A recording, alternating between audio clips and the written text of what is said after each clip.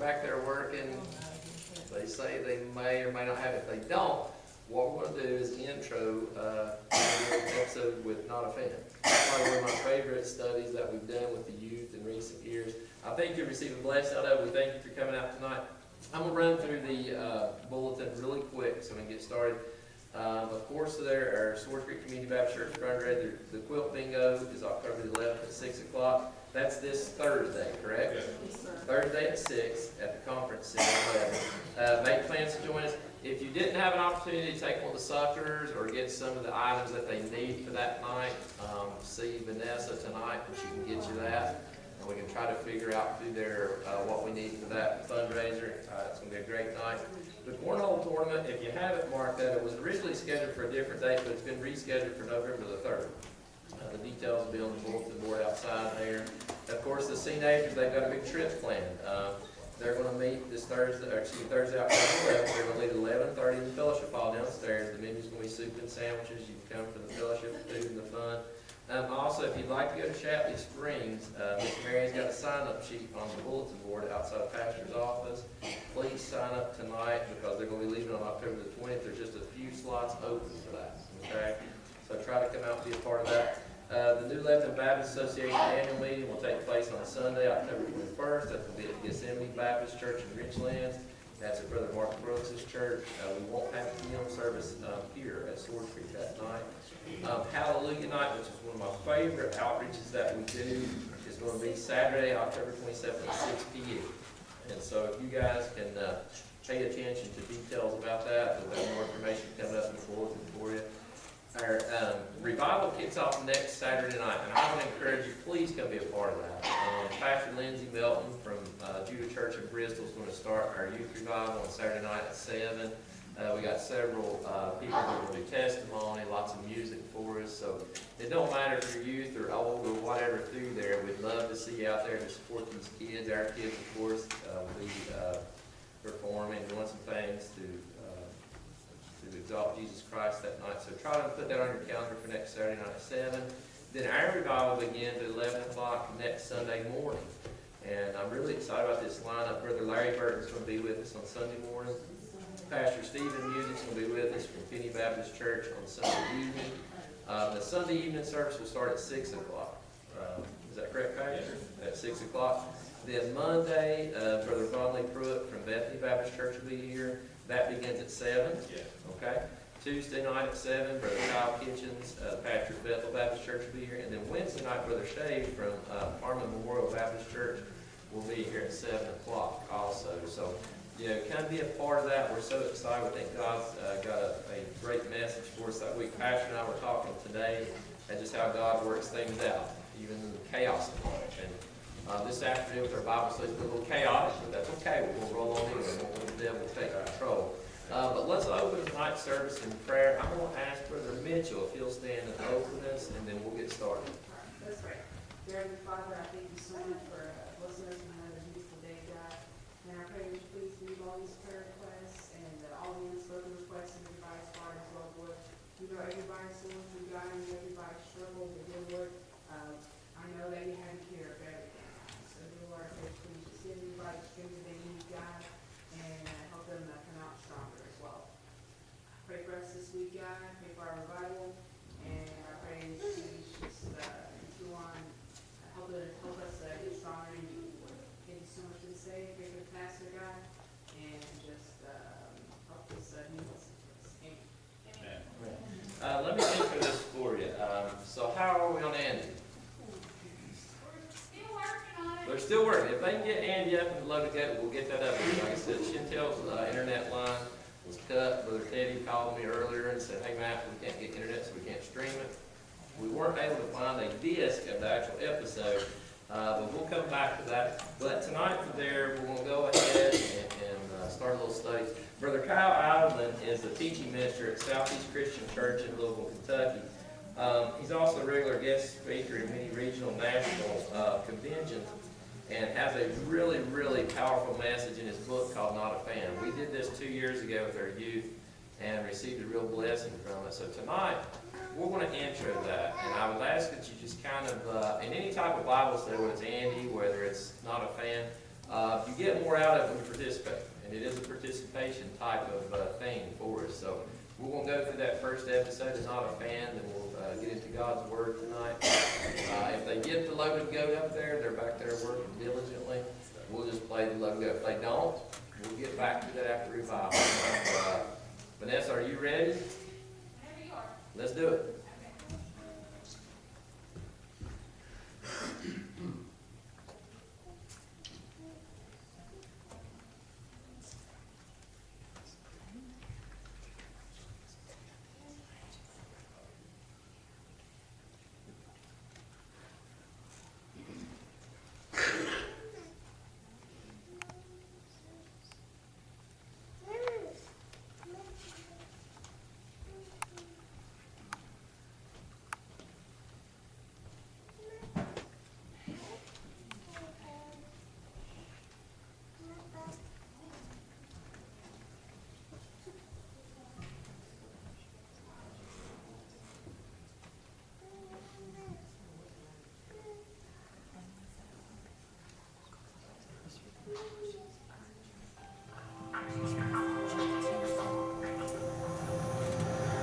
DTR.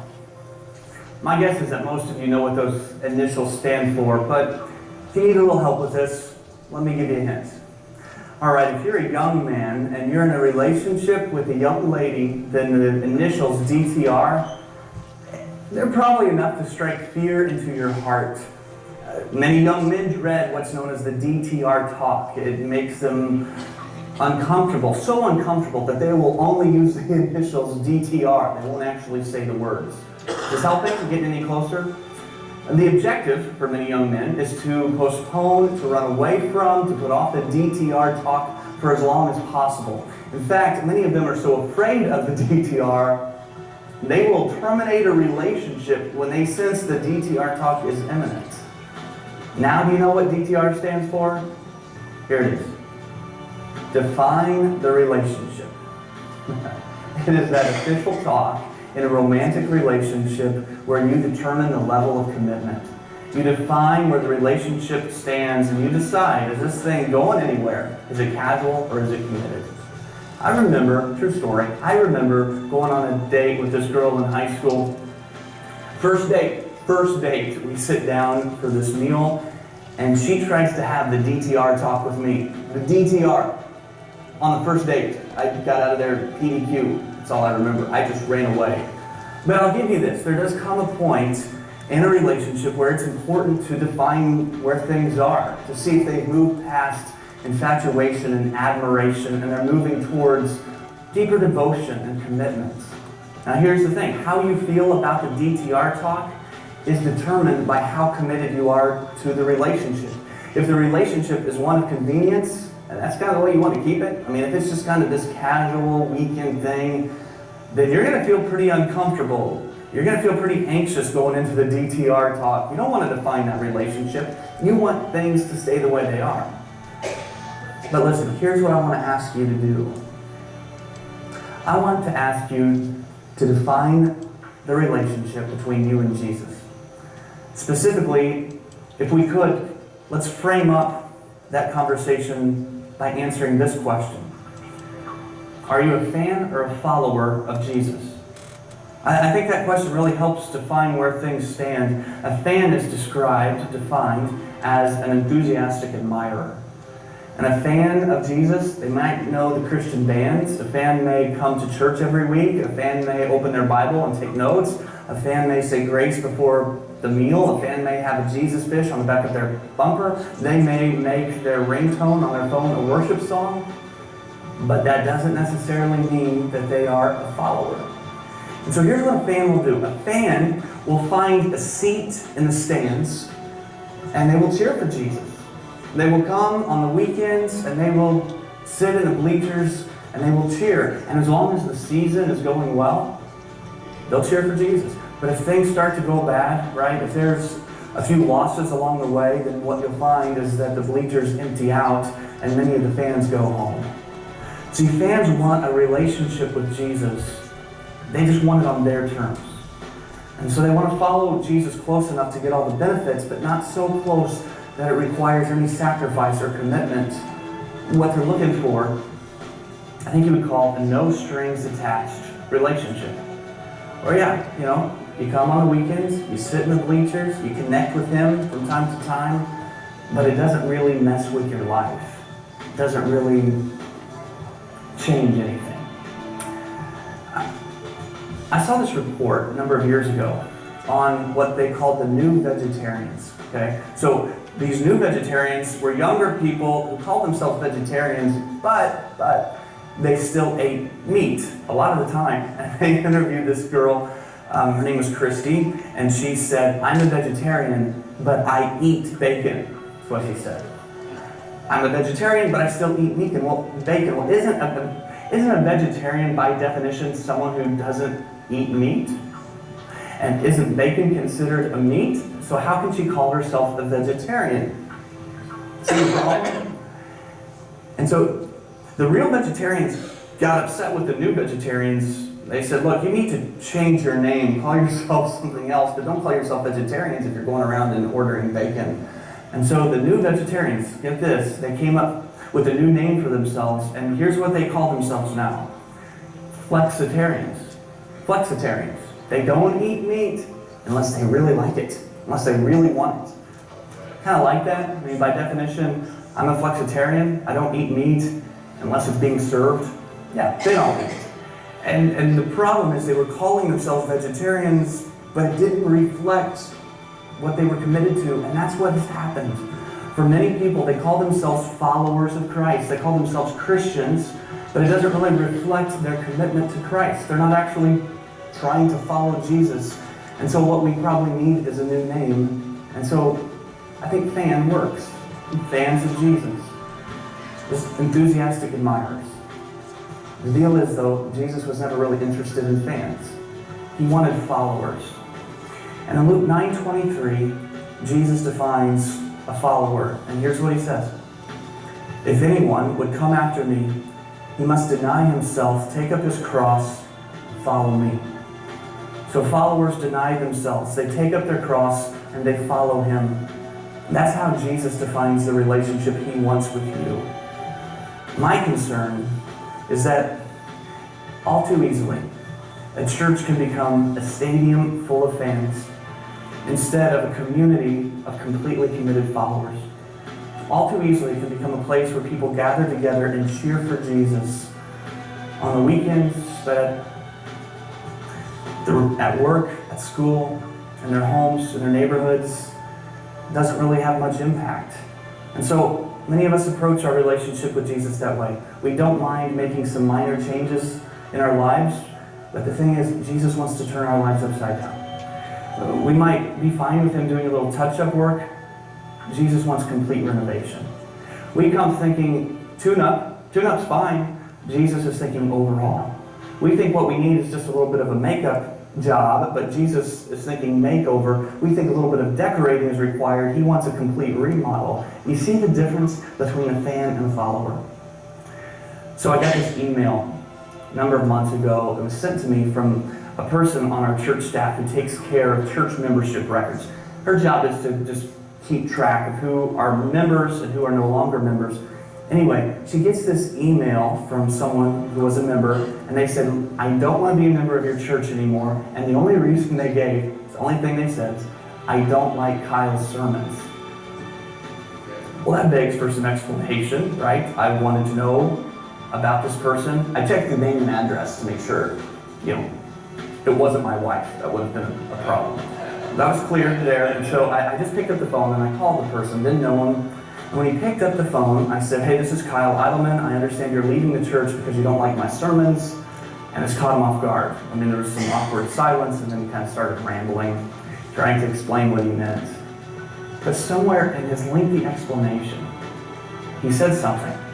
And I wrote it down because what he said, I think in some ways just defines the relationship for him and for many others.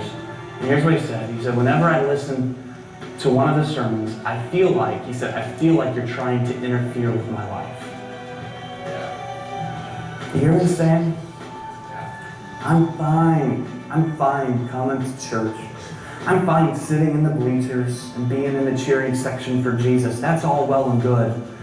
But I don't want Jesus to interfere with my life. But when Jesus defines the relationship He wants with you, He invites you to get up out of your seat, to pick up a cross, and to follow Him. It's not enough to just say, yeah, I'm all for Jesus. The idea is not just to repeat a prayer after a pastor or raise your hand and say, well, that's good, I'm in. I got my ticket. I'll take my seat in the stands. He's called us to something much deeper than that. The invitation is not to become a fan. The invitation is to take up a cross and to follow Jesus.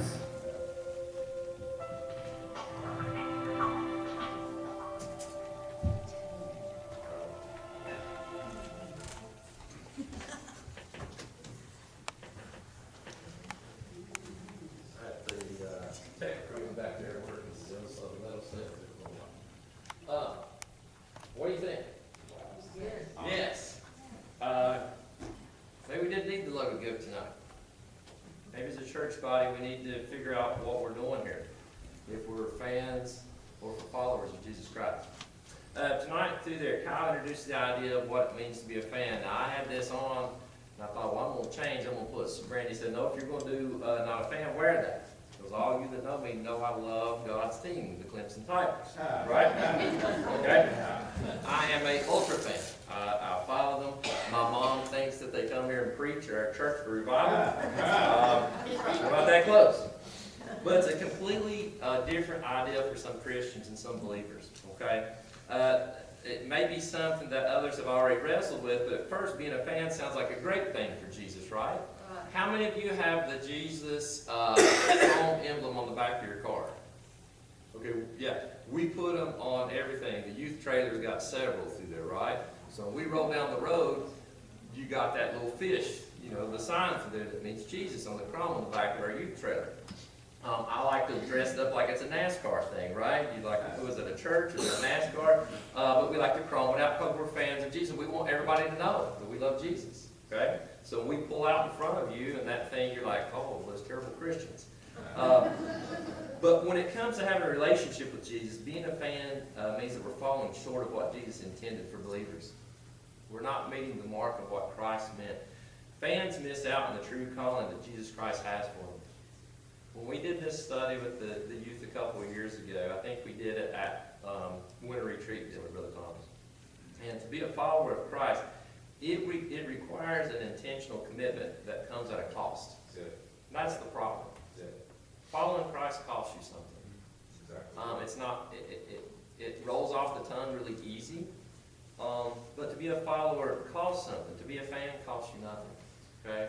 To determine whether or not the commitment is there, it takes some examination. So we're going to talk tonight through there a little bit about defining the relationship. Now, you thought you was going to see a loaded goat, and we started talking about how you define your relationship. Milford, you and Carol, did you ever have to sit down when you were wooing her about how we're going to define this relationship? No, Carol says no. You need to talk to her tonight, Milford. Define your relationship. Brother Mike, did you and Ava ever sit across the dinner table when you're dating? Now, you just had happy anniversary, by the way, and you just had to say, look, girl, what's up? Where are we at in this thing? Are we committed? Are we for real? Kim says yes. Kim. Now, if you don't know Kim and Ava's history, Kim escorted David every day for like that. Right? Yeah. Kim was the facilitator of that relationship. Kim says they did have that conversation. Okay? I believe it if Kim said it. Okay? But defining the relationship moment. I remember actually talking to Ronnie because I was a sophomore at Emory Henry. Brandy was a guy's earmuffs. You don't get married, don't get engaged when you're a high school senior, okay? We've already had that discussion. Jamie's back there laughing. But I actually talked to Brandy's dad. She was a high school senior, getting ready to graduate. It was toward the end of the year. And I asked him, I said, look, I love this girl. I want to marry her. And Ronnie's first word, well, you ain't got a job. I said, I know. But I had to define that relationship to Brandy and to Ronnie. And that's what we said. We said we'd stay true to each other. Now, we were engaged forever because we both ended up finishing college. We went to Emory Henry together. But we defined that relationship from the get-go, from that moment. And when I asked her to marry me, I knew through there that it was worth the wait. Okay? So we defined through there where we're at that relationship. We have to do that with Christ. Now we're going to take a little quiz. And if you want to raise your hand, you can. If you're ashamed like me, I'm not going to raise my hand because I can't raise my hand to some of these questions. We're going to do a little quiz. Now, you get a point for every time you can raise your hand. So if you got to raise your hand in your heart, raise it in your heart. Mike's back there squirming. He's like, what's Matt going to say? Okay. You get a point every time one of these applies to you. Okay? Keep your score throughout this quiz. All right? And we're going to see who is Jesus' biggest fan in this group. Now, notice I said fan. Okay? All right, here we go. Pastor's getting a piece of paper and pen. That's awesome. Okay? You're a pro at naming the bands on Christian radio. The song comes on and you can name it. Jay said his hand up. I'm pretty good at that. I follow pop Christian radio. I can do that pretty good. Okay? Christian songs. You know it, Karen? Give yourself a point, girl. Hey, we'll define that relationship tonight. Okay? Give yourself a point. All right? How about you haven't missed? Oh my Lord! You haven't missed one Sunday at church in the past 6 months. Oh, Lord. Oh, who said that? Who said, "Oh Lord"?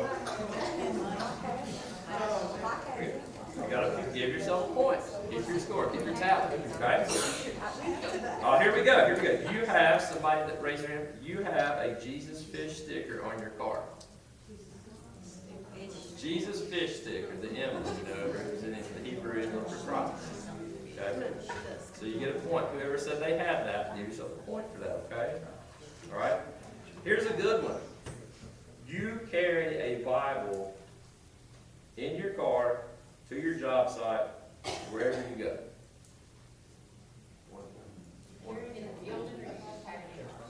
You got it with you. You know what I've got, Sister Son? I've got that little black Bible that Brother Glenn gave us all. Remember that? I keep that. That's what I took. I was telling you the story about going and talking to one of my patients that was dying of cancer. Her husband called me and I thought, well, he just wanted me to, he's aggravating me. That's what I took to witness to her. Does your phone count? Yes. I don't know. What do you think, Pastor? Does a phone count? I have a phone. I guess in the modern sense, you would have your Bible. On it. You have your Bible downloaded on it, ready. Are you looking at it? Brother Sam said no. I got a Bible here too. Okay. Are you looking at the Bible? Are you looking at the Bible? Yes. Okay, we'll give you a point if you got your phone in the Bible. All right, let's move on. Here's a good one. Probably one of the most powerful. I've told you my story before. I'll tell it again. This. You pray before your meals. It's a habit. It's a habit. I tell the kids all the time, of all the things, when I play football every year, Tris tells me, he was like, Mom remembers him. She thought he was the most gorgeous. He had this long blonde hair that looked like Fabio. Okay? He was a senior when I come in as a freshman. And I thought he was the stuff. He actually played the position before me. He was the guy that I had to play behind at fullback. Okay? This was Chris Helby. Good young man. Looked like Fabio. Good looking boy. Okay? Anyway, when he got ready to graduate, it was like a week or two before football season already ended. And Chris and I became really close. Chris and I talked about the Lord. Brother Jacob and I would talk with Chris a lot of times, so we asked him questions through there. I'd say Chris was probably a fan at that point. I hope he's a follower now. But Chris said, hey, he said, I really respect you. He's a big old dude, too. And I said, Chris, I said, I don't know. Why? I said, you beat me to death. Teddy shaking his head, no shin tail. Okay, that's all right. We're good. We don't need a loaded gun. But Chris come up to me and said, no, he goes, you've done something. He said, I noticed you in that cafeteria. Whether you're sitting with a bunch of the guys from the team, or you're by yourself, or whether it's you and Brady, you always pray for every meal you eat. Breakfast, lunch, dinner. It's just a habit. Come from that habit there. It's practiced. Okay? So you don't know what that witness will do. Just bowing your head and thanking God for your next flight that goes in your mouth. So, touche. We'll move right on. Your phone, here you go, Judy. Your phone has a worship song as a ringtone. Let's not play them right now, it's part of over here. Right. Do you have a worship song with your ringtone? Yeah. That's awesome. Give yourself a point. You got 2 points. Two, Pastor surprised. Judy's got 2 points.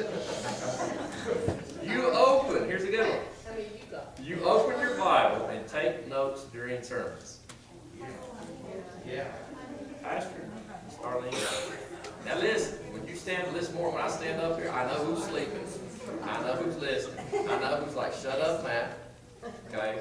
I can see your beautiful face shining at me. So we know that stuff, okay? Oh, this is a good one. This is really good. Pastor took notes this morning, I saw it. He did. I saw it. Or he was writing me a mean Well, message. on Sunday, I Okay. heard it. Here's a great one. You have volunteered to work children's ministry in the past 6 weeks. Give yourself a point. Hey, but they got that. Yeah, Ashley says you get 5 points for that, okay? Here's a good one. I'm a t-shirt guy. Everybody in the youth can attest. I've got t-shirts from every band you've ever seen. I just like the slogans. I can do all things. You know, I got one that says all I need today is a little bit of Clemson Tiger and a whole lot of Jesus. I'll wear it today. But you own at least 3 Christian t-shirts.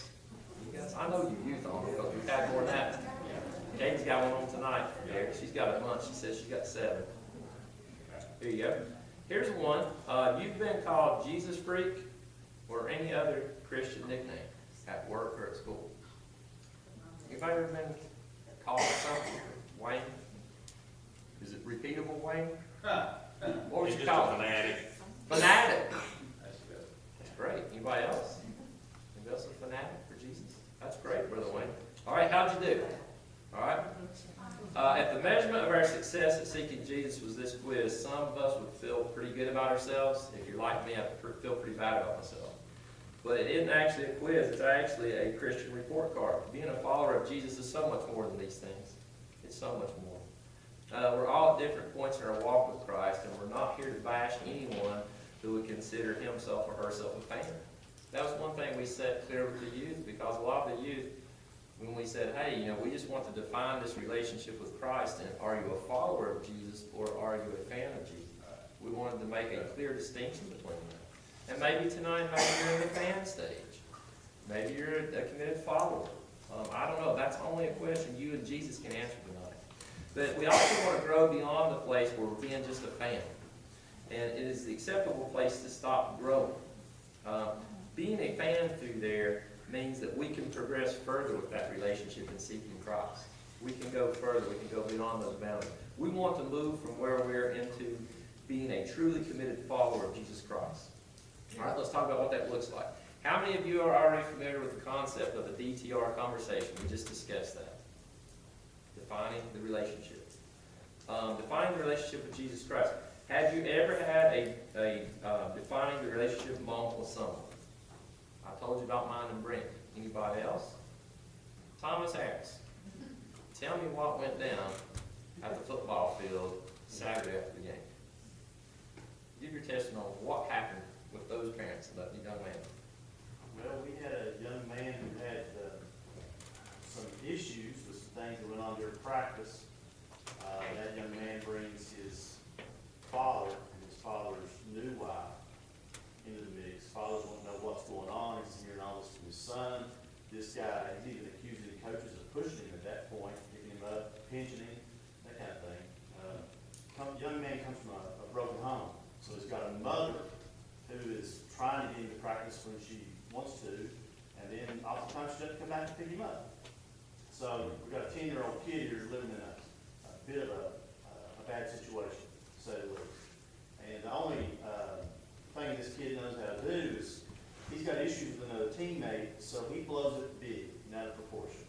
And he starts dragging all kinds of people in. So his father comes to want to know, you know, what's going on?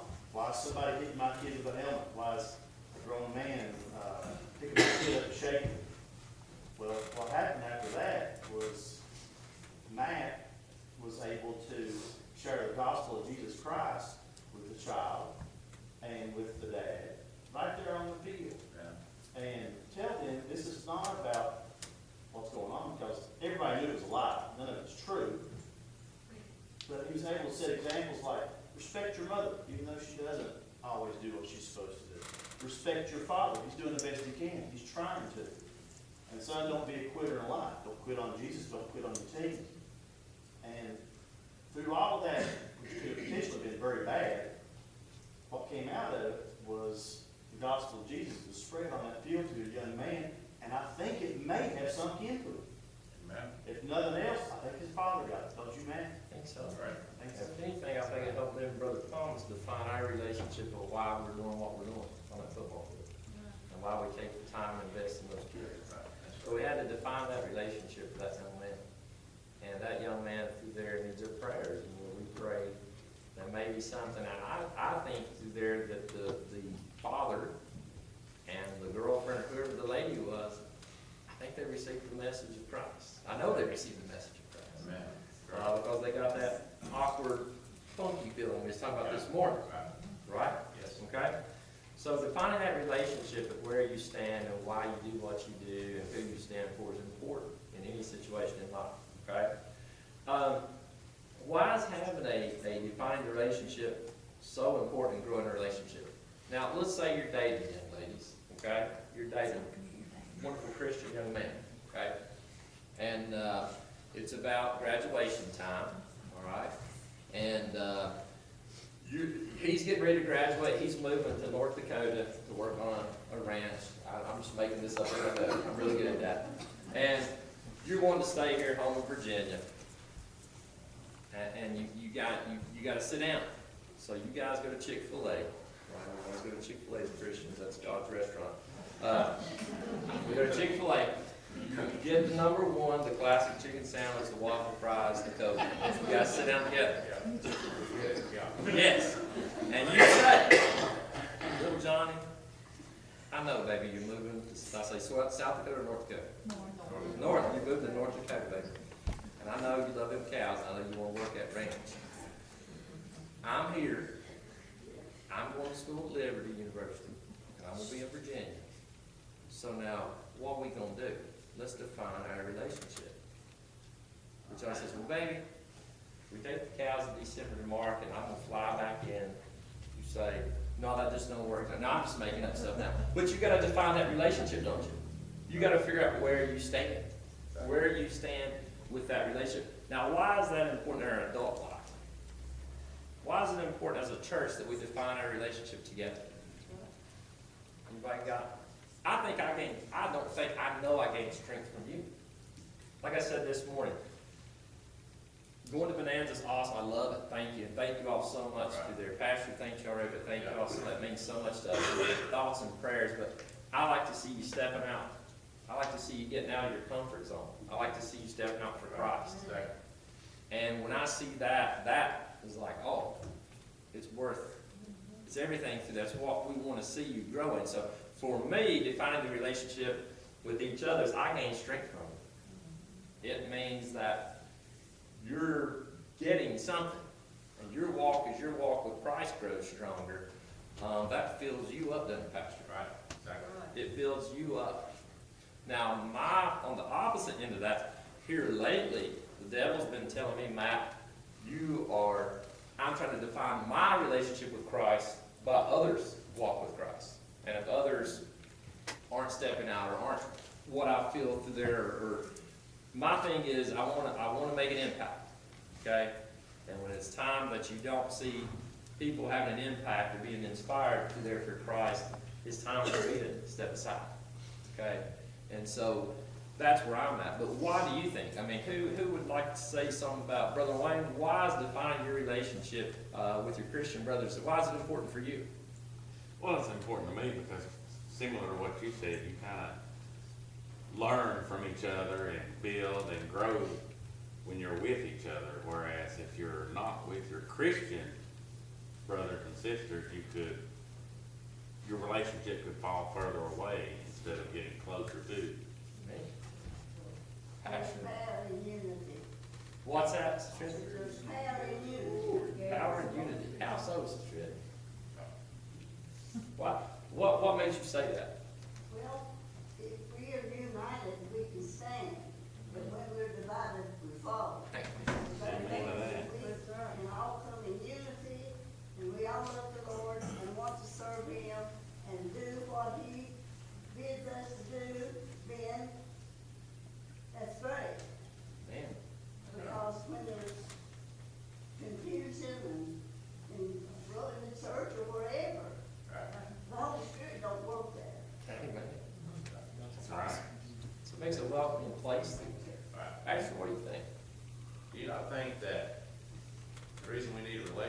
each other is that most of us don't really do a good job of judging ourselves. Really. I mean, you may think, I may think I did a fairly good job on the sermon, and you go home and let Patsy really define it. Did you get an email, somebody dropping out to you? Yeah, or you may think that, man, I've had the office day, the office work week in the world. I tell you a classic example for me real quick is, I do these devotions on Facebook. I know you see everything on Facebook. I do these devotions on Facebook, and I do these little calls on Sunday morning, these little text rather, not calls. And every time, here's the thing that God speaks to me. Every time I want to give that up, there's somebody come up to me and said, well, that would just really meant so much to me this week. Just a little text like that, just something very, very small, and I want to give it up. I'm saying, all right, Lord, why am I doing this? That there'll be somebody come up and say, well, that was such a blessing to me. I am so glad you do that. And I think sometimes our relationship kind of reveals kind of where we really are rather than how we sometimes blindly look at something. I think that helps us, that does me. Shows where you stand, though. Yeah, and I think that your friends and your church family and everything, I think as we're honest with each other, I mean, we all know when you and I, we talk about sometimes, we know when each other are down or something, and we need each other, and then we all need each other. And, Paul said to weep with those who weep and rejoice with those who rejoice. I should be able to carry your burden if you're down, but I also should celebrate with you in your victory. Because, I'm not jealous of you, so I can celebrate your victory, but I'm your brother, I can weep with you when you're down. And I think that's really important. One thing I struggle with, we have had, Pastor and I were talking about today at dinner, we have had one of the toughest times getting this revival together. Not just the youth revival, but also the church's revival. I think somebody's asking, somebody here Wednesday night, that's when our evangelist, Holly Miller, he canceled the other day. He called, he was brokenhearted. His wife has got severe cancer, and she's got infection. And he called, he was brokenhearted. He said, breaks my heart. He said, you know why I'm calling? And he and I talked just a few weeks before. I knew that. And I even told him then, I said, now this is going to be too much for you. Please, do something else. He tried to hold on, but it just wasn't going to be. And so with brokenhearted, response, he canceled it. And then we wondered, I thought, well, we need to go into revival. Did I not call you and say, Pastor, are we going to go ahead? Yeah. So it's first. Because guess what? My speaker dropped out too. His speaker dropped out, so we're left hanging. So what do? We decided, felt like, let's go on, we got to go on this revival. And then it has been absolutely amazing how God's put everything together. And I really think that we'll have Holly Miller is a fantastic man of God. But I really think that we'll have a better revival than the way it is right now. It will, because I think God has orchestrated the whole thing right now and put us all together. And I'm really excited about it. I think it's good. Good point. Next year, we're just going to start planning about a week out.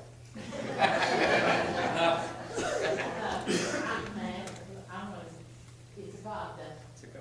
because Milton and I didn't have to define our relationship, because after 51 years, we knew that we were to be better.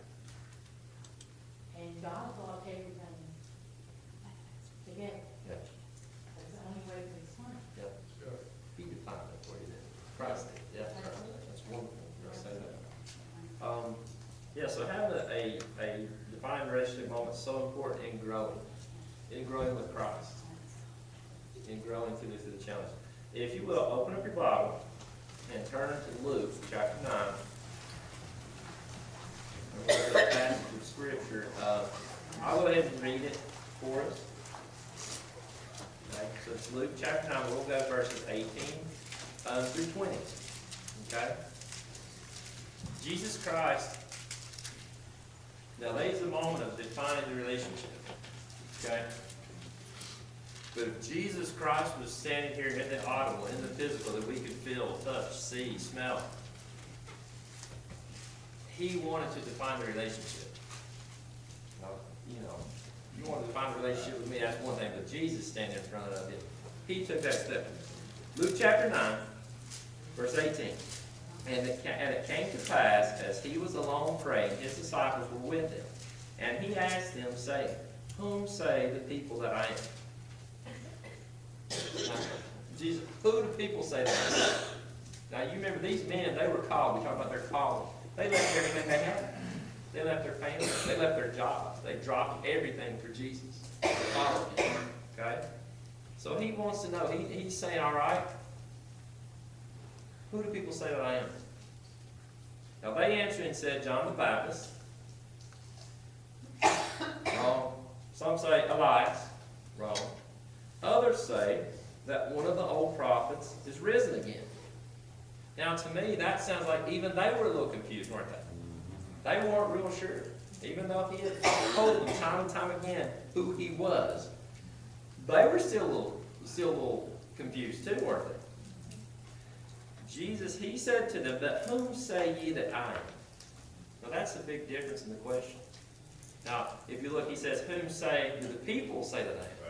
Now, he wants to define the relationship with you. Who do you say that I am? Big difference. Major difference. Major point through there. Probably the whole point of this entire study. Okay? I love Apostle Peter. He's a mess up. I'm a mess up in life. But Peter did get some really good things right. Peter answering said, "The Christ of God." Now, isn't that funny? Coming from the man that would run and hide as soon as he was questioned, if he knew Jesus. Why do you think Jesus puts his followers on the spot to answer that question? Why does he put you on the spot? I think it's not odd, it's a God thing, as Ms. Carol says. Sometimes you're put on a spot for Jesus. Sometimes you don't want to be put on the spot for Jesus. Okay? For example, yesterday after the ball game, we went to Wendy's, all right? We're at Wendy's, it's crowded, it's busy, and I thought Lane said he didn't get his french fries. Brandy already fussed at me about this. I was sunburnt, we had a big ball game. I thought Lane said, "Dad, I didn't get my french fries with my combo." So Dad goes up, Papa Bear. I said, "Sir," I just don't, did I say sorry, Brandy? Brandy says hateful. I did not mean to be hateful to me. I said, I think we're just one fry short. I said, you know. Well, he goes through this spiel of no, and he tells me how they were right through there. And, you know, Ginger just get, you know, you're like standing there like, okay. And I said, look, I'll buy another small fry. It ain't no big deal. I might not those terms. I was getting a little ill. Okay? Just give me a fry. I'll pay for it again. No. So they gave me a fry. Well, I go back to my seat and sit down. We start eating. We start counting fries. He was right. I was wrong. And I kept sitting there as I was eating that meal pasture, and I couldn't enjoy it. I was like, oh my goodness, I was such a rear to that guy. But had to go back up and I apologized. I said, look, sir, I said, I owe you $1.23 for fries. So I want you small fries at Wendy's now. No, you don't have to. Yes, I said, I have to. I said, I won't rest tonight. I was like, if you don't charge me, I said, I won't rest. I said, I apologize to you. I was put on the spot. It would have been real easy for me to just got up, threw my trash can, and walk out of that restaurant. And I thought about that. I said, your youth pastor, oh my God, he steals fries. No. I thought about it. I really thought about it. The more I thought about it, the more the Holy Spirit said, Matt, you got an opportunity. I'm putting you on the spot. And daggone, I hate being wrong. But I was wrong. But why do you think Jesus put his followers on the spot at that moment? What do you think? Why do you have to ask that question at that time?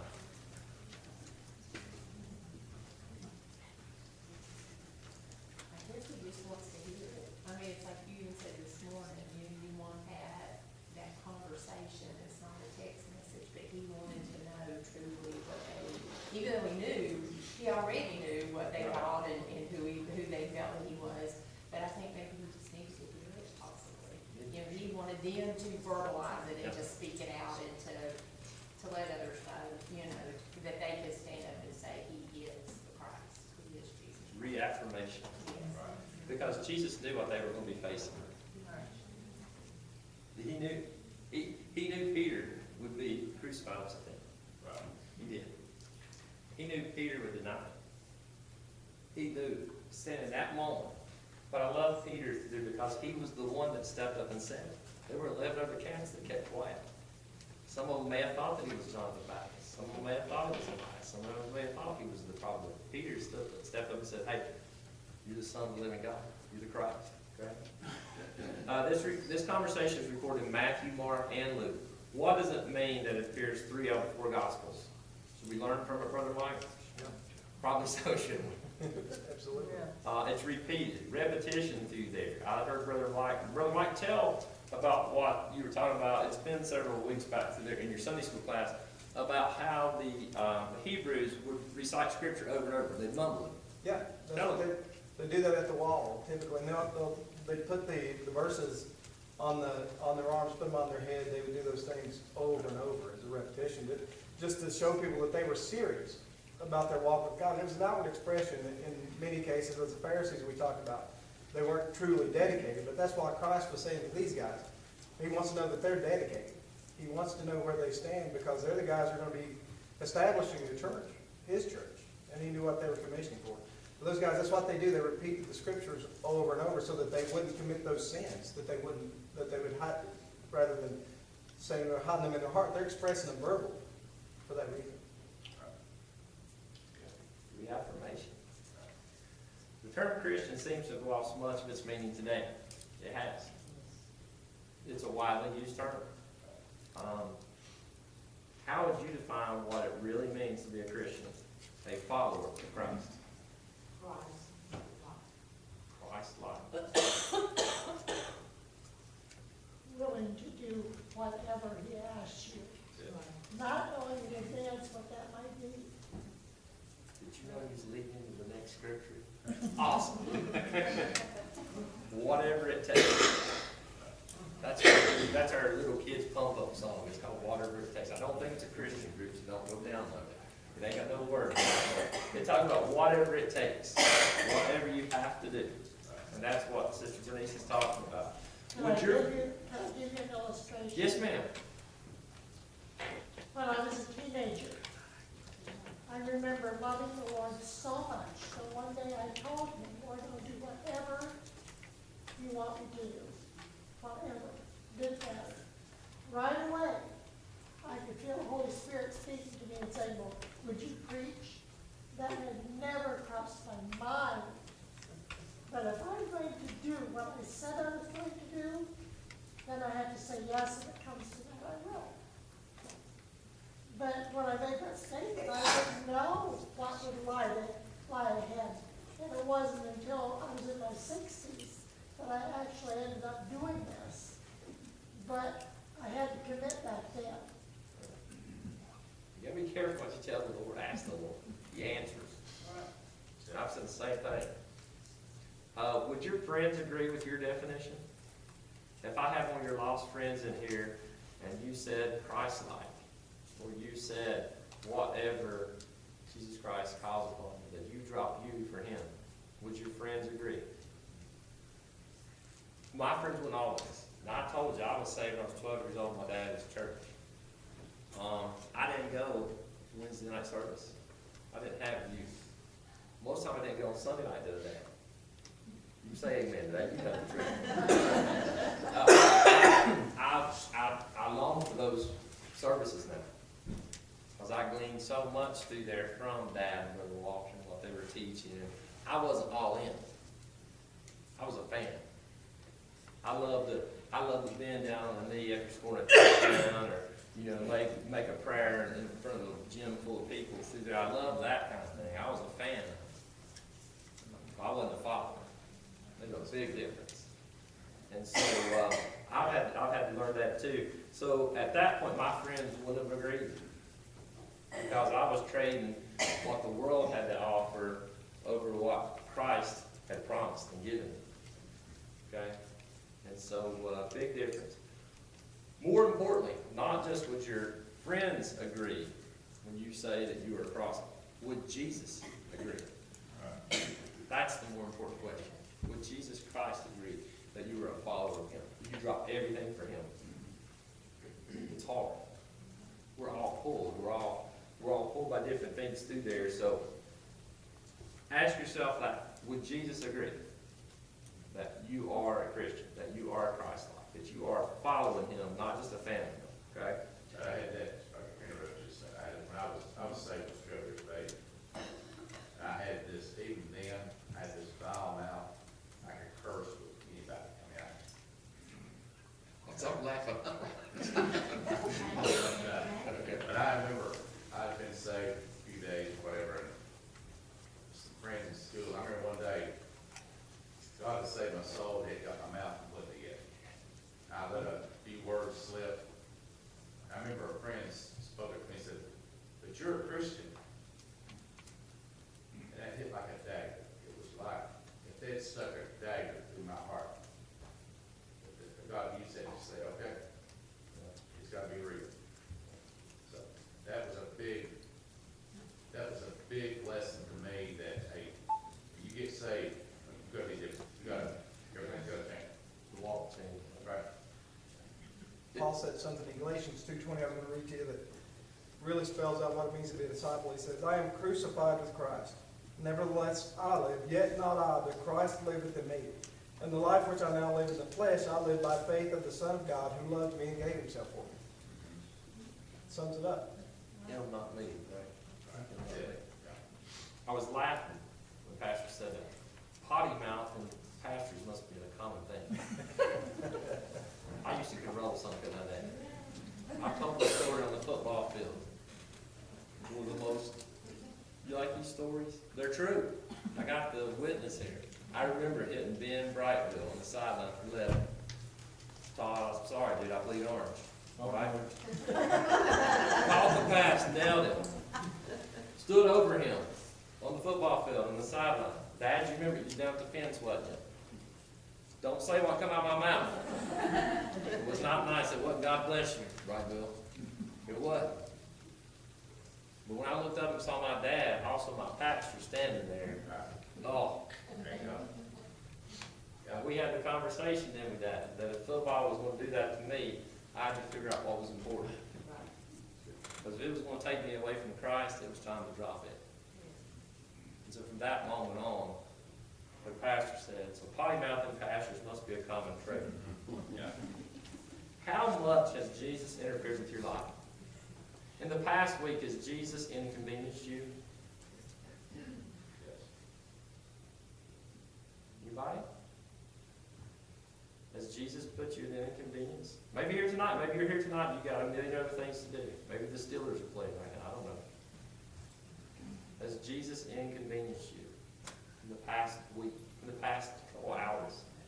I got so mad at Chantel. Teddy, I love you. When Teddy called me like, Matt, they cut the line, the internet line, we can't show the thing.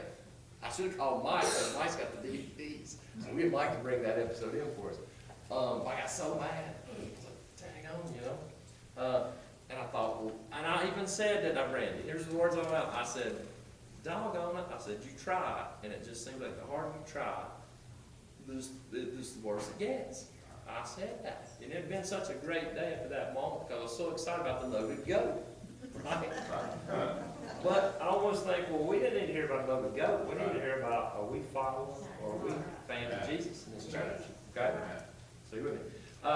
Why do you think that it is that Jesus wants to inconvenience you? What's it? To teach us, To teach. because even with all this that we have gone through with Quinn, Yeah. it has been a struggle. He has taught me so much to hang on to and the truth that God did. We want to be saints. I want to take Glenn and just heal his body and do what needs to be done. We prayed for 5 years for a kidney, to get the kidney that everything goes backwards.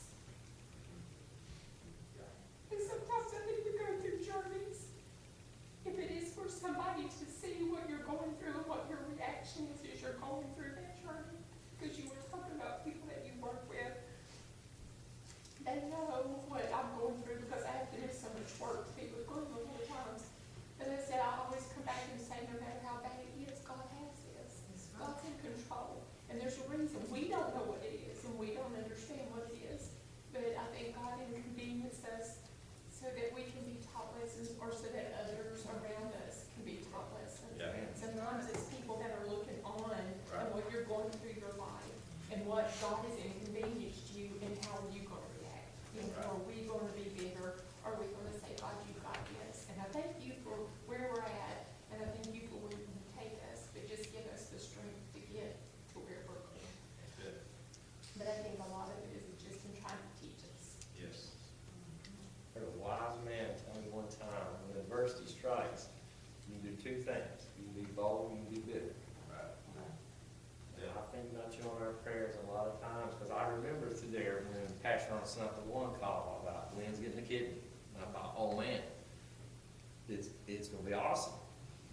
I even said, Vanessa and I were, Pastor were talking to me, Brother Glenn, if you don't know, he's ministered in schools at Sort of Creek for years. And I even made the comment, I said, maybe Brother Glenn will be able to get back in there to those schools, those children. And like I was talking about the calling, I should get my rear end up there with those children. And I should be the one sitting there and bringing God's word with them, but excellent. Right. We're almost done. I want you to turn now, you should be there, Luke 9:23. Okay?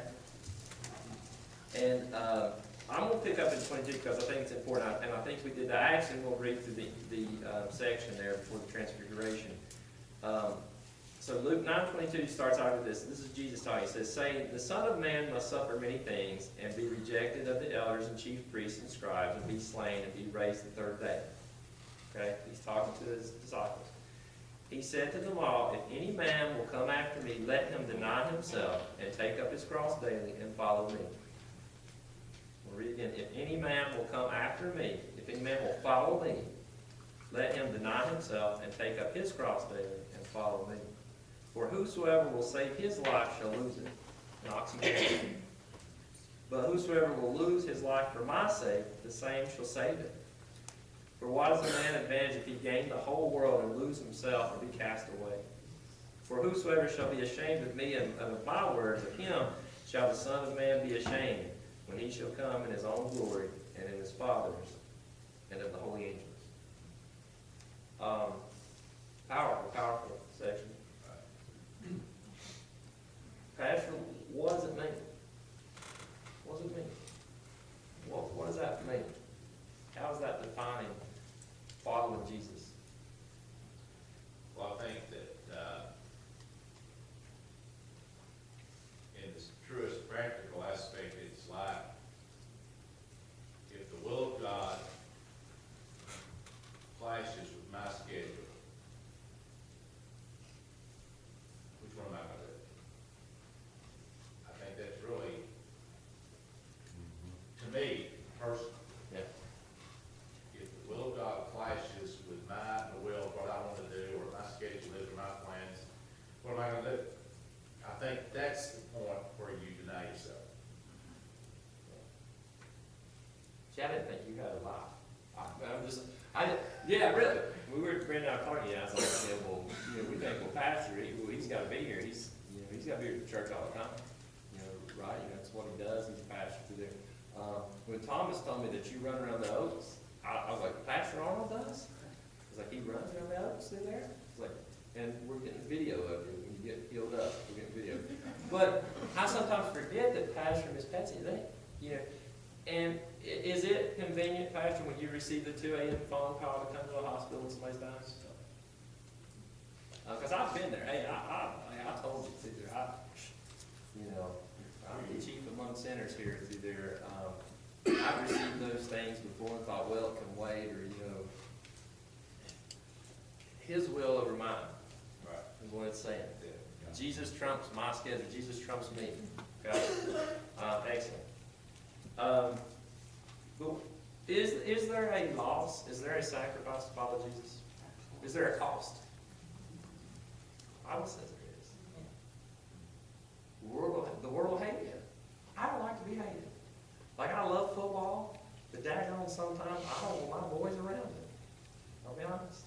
And so I take this approach, and I don't know if it's right or not, I struggle with it. I take this approach, well, I'm going to put Jesus in it. And maybe Jesus don't want to be in football, right? I don't know. He can care less. Jesus don't need football. It's because Matt likes it. Well, I struggle with that. And we tried on Brother Tommy. Brother Thompson, I feel like it's a ministry. Right. But then sometimes I'm like, well, is it a ministry or is it just convenient for Matt? Because I can have football and Jesus. Yeah, I don't know. What do you think, Brother Thomas? I think it's definitely a ministry. Definitely. Well, I think what y'all described yesterday, Yeah. I think that describes that. If that had been a worldly situation, your handles a worldly way, and. If y'all were immature, it's like that dad was, or mom, or whatever, and just fueled the fight, I mean, it could have been horrible. But I think you guys in your spiritual maturity, you know, I think you can turn I think that's what Jesus did in his expertise. He turned a horrible situation into a teaching station to reveal himself. Everything you did, yeah. I mean, the worst thing in the world, I mean, a woman taking her son to the grave, you know, or whatever, it just, I think it's good stuff. And seek you first the kingdom of God and his righteousness. All these other things will be added unto you. Him first. Here's good, and these are really, think about some of these questions. Can a person really be a follower of Jesus without it costing him or her something? No, Absolutely not. yes, I think absolutely not. I come back to the rich young ruler. Had everything. He did all the right religious things, didn't he? And all Jesus said was, all right, trade that for me. And the Bible says he went away sorrowful. So that would be a great explanation that, yeah, you can't be a follower without costing them something. I think through there in life, when you invest in something, when it's important to you, it has value. And Christ has different value in different people's lives, even within our church walls. You know, and maybe it's convenient to check in on Sunday morning and check out. I'm not judging, but there's a cost there. There's a trade-off there, and Not to interrupt much, but I think, maybe it's not good to call it name, but I'm just gonna mention, I think the fallacy of the Joel Osteen mentality is, it's all about you, and it costs you nothing, everything easy, beautiful. It's all about Jesus. And that's not the Christianity you read about in this New Testament. I think the user-friendly, people-friendly, everything perfect for everybody mentality it's not what this gospel says. well, man, it sounds good. That, you send $100, you get a Ferrari next month. You're gonna pray for it, right? You're gonna want that deal, right? And that's what. Now listen, Brandy and I have been in service with 5,000 people. We've been in service with 3 people, and I've seen the Spirit move more than 3 people and win 5,000. And I'm not judging or saying anything, okay? The pastor's right. It's like we talked about the calling this morning, Being a pastor is the most important job there is, period. It's life or death. It's heaven or hell. It's eternal. It's kingdom work through there. And people now, they like those ears to be tickled. Right. It's easy to be a fan. There's a lot of fans of Jesus. Right. There's a lot of fans of Jesus. A whole lot of fans of Jesus. Sir? You can't carry a cross without feeling the load. Excellent point. Say that louder. He said, they deny himself and take up his cross daily. You know, that load, Peter talked about that load. You're talking about Peter. Peter was the one who spoke up and acknowledged that he was the Son of God. But, it was also Peter that wrote over First Peter, I say that you can't carry a cross without feeling the load on your back. And, that applies to pastors, or it applies to laymen, or whoever it might be in the church. But Peter addressed that. Sometimes this following Christ and this load that they have he talks about, he said, you're kept by the power of God through faith unto salvation, ready to be revealed in the last time. Wherein you greatly rejoice, though now for a season, it's just for a season. If need be, you're in heaviness through manifold temptations. He said that the trial of your faith, being much more precious than gold, that perishes though it be tried with fire, might be found unto praise and honor and glory at the appearing of Jesus Christ. You know, this life that we have is a wonderful life. We have a good life.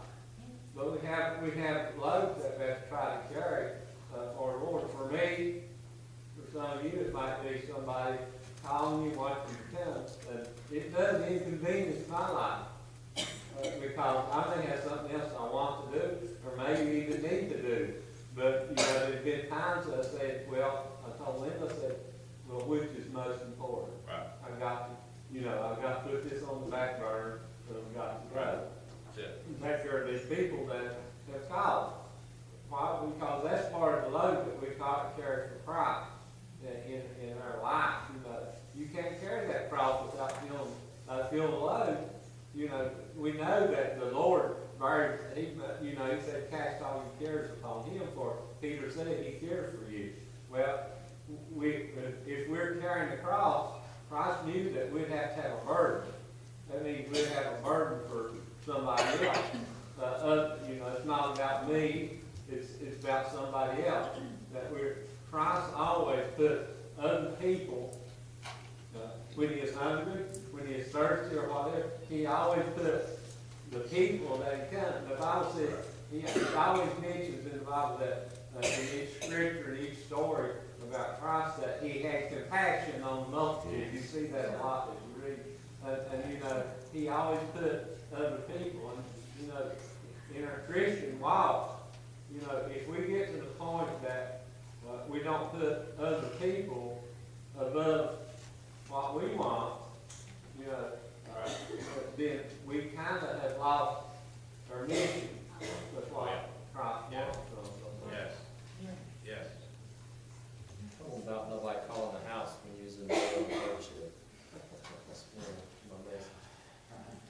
But you know why my dad did that? My dad did that so he could come to all our ball games and set up funeral home tents and sell hot dogs and, because he loved my brother and I. Right. And, if somebody called through there and you got him up, he'd go. I've seen him do a lot of things I wouldn't do for the people. A lot of people have said and done things to him or about us, and that he's humbled himself. So, good point. Good point.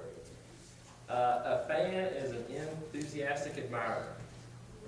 A follower is completely committed. You're all in. Jesus. A fan runs little risk in cheering on his team. Benson gets beat next week, life will go on. We'll mourn for a day or two in the Jesse household. A follower recognizes that he or she must be willing to give up everything for the sake of Jesus. Scripture is very clear that Jesus is looking for followers, not fans.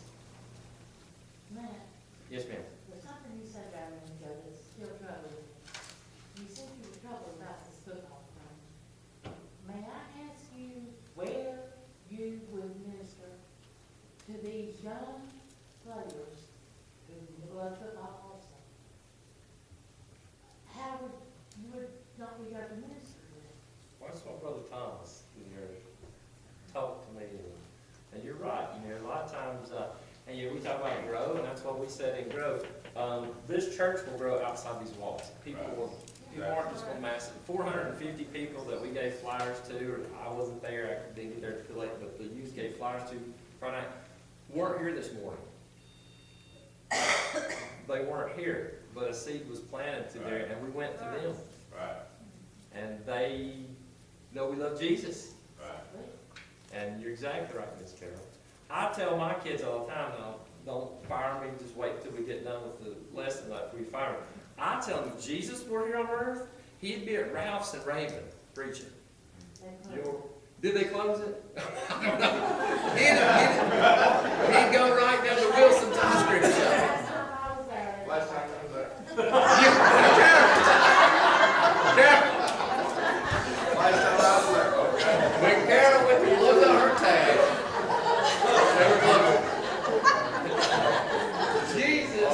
Yes, you're honest. Yeah, Jesus would have been out in the world. You're exactly right, Miss Carol. That's where he was.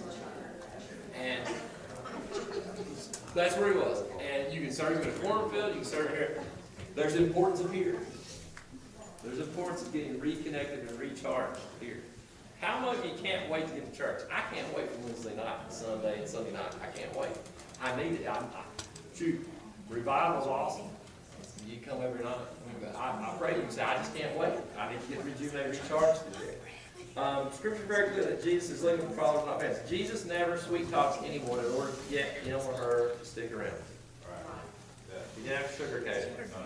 He was straight in your face, wasn't he? He says, rather, he points out the cost of following him.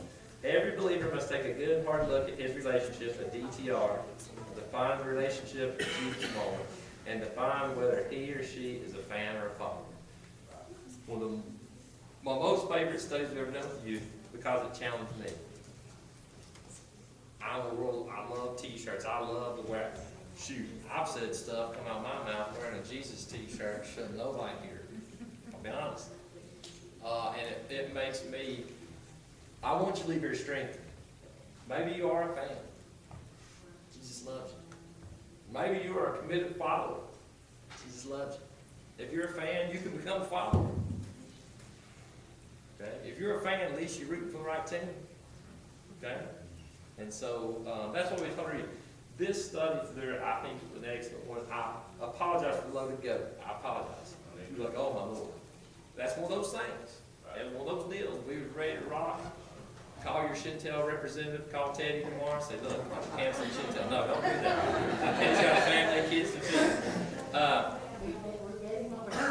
Amen, amen. And let's pray through there as a church body that we become more followers. That we are not fans that sit on the sidelines and root for Jesus, but we're committed followers of Jesus Christ. I want to turn it over to Pastor Arnold. He's had the day off. Let's make him do something today. He's in his pajamas up here.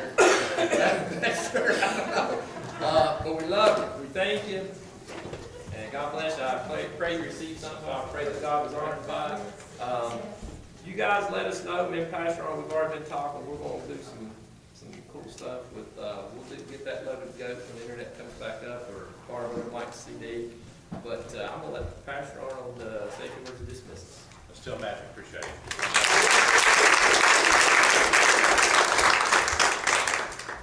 I'm still drinking half bottles of water.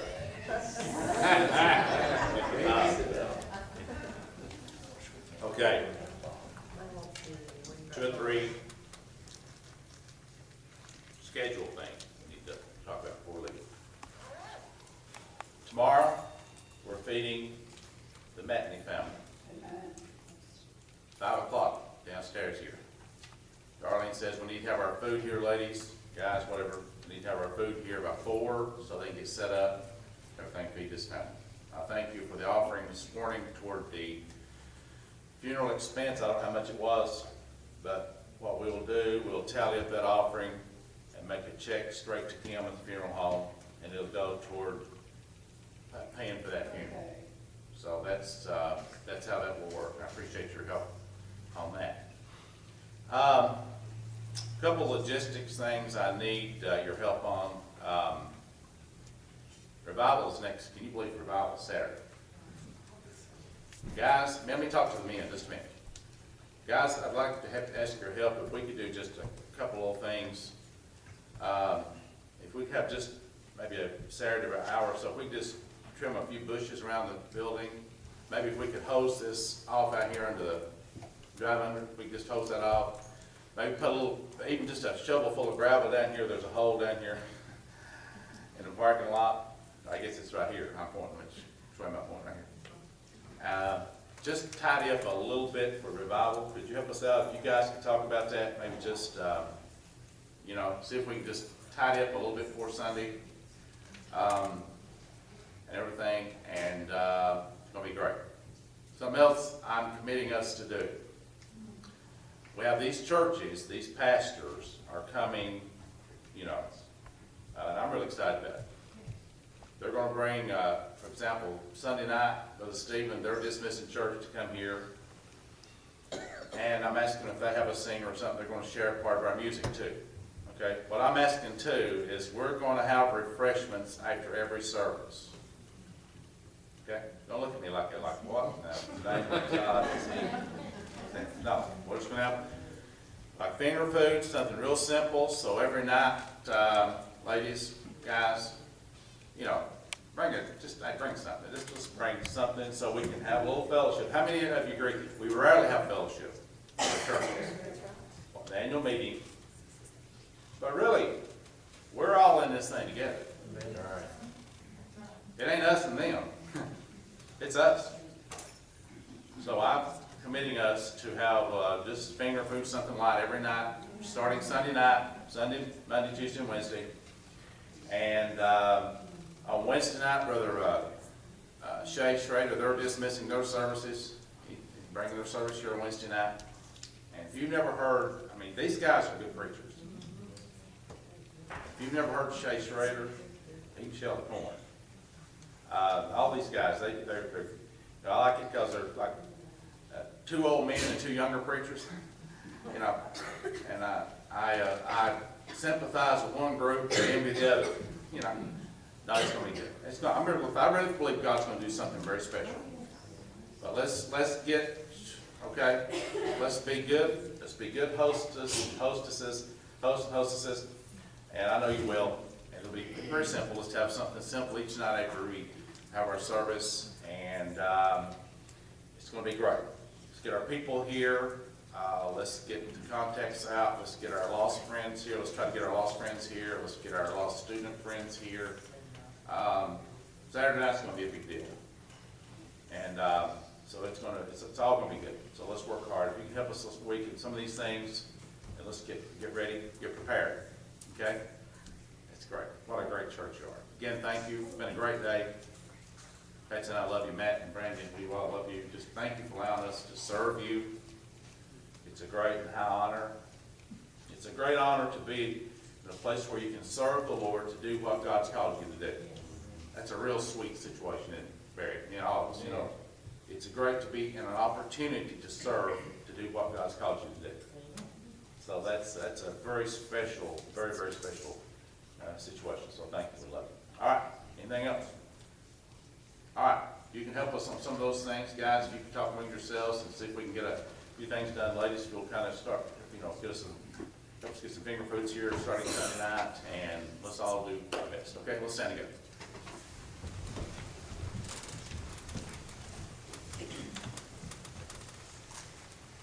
Oh, by the way, I would be remiss if I did not say, let's give God the praise for God enabling many, many thousands of people's prayers to be answered and giving us a great conservative Supreme Court justice. Let's give God